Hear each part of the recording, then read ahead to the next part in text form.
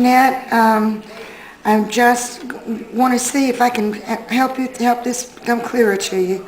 I've done the first 2 rows. I've made the stitches, turning stitches.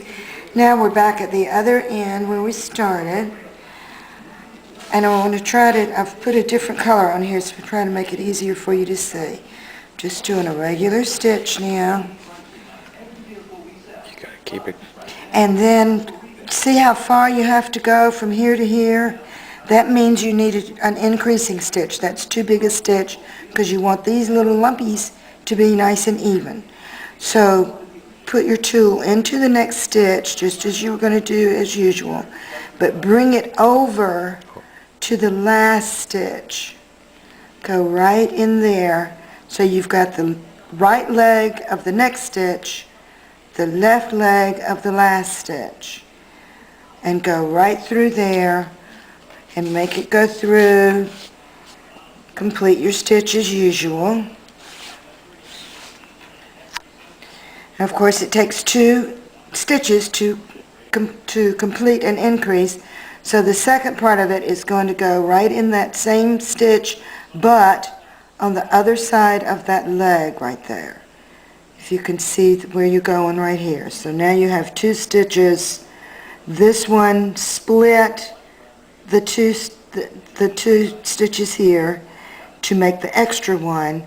Now you're going to go right into this section of this next stitch to complete your increase, and this you just do as a regular stitch.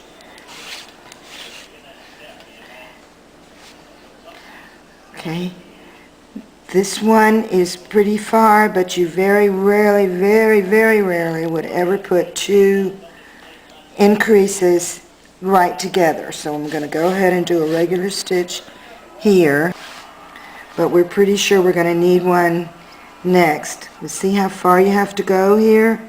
That's a good clue. So you go pick up the right leg of the next stitch, pull it back into the left leg of the one that you just finished. This is going to put that extra stitch in there. Whoops. Wrapped around myself. Okay, and then finish as usual.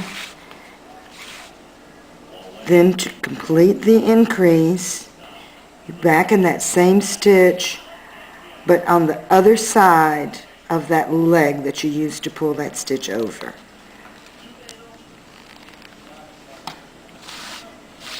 And just a regular stitch.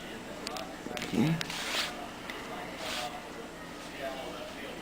Obviously you will do your increases only on the arcs. You would never do an increasing stitch on your straight side because that would just make it look really wonky. So you do your increases only on the arc, and that makes sense because the arc, the measurement from here around here obviously is different from side to side, so from straight to straight. So you would never do one on the straight, but just keep going around there. Again, it's intuitive. I can't give you a magic formula of where these increasing stitches need to be, but that is how to do it.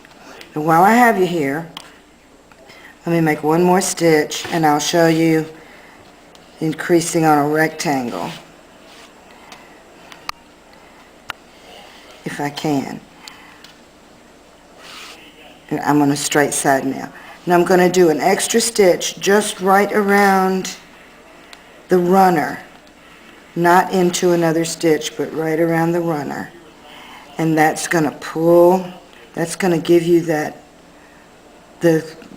width that you need to get up to the next row to go across on a rectangle or a square, if that makes sense to you. So your turning stitch to make a rectangle or a square, you make just around the runner, and see what that does is that gives you that lets you get up to the next level, and then you can go these or not here, this is just your regular stitches, and then you can go pick up your regular stitches, and it'll be nice and straight instead of having an angle down here.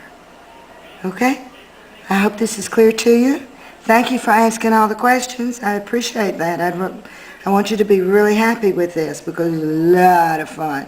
So let me know how this works for you, and have fun with it. Thanks again. Bye-bye.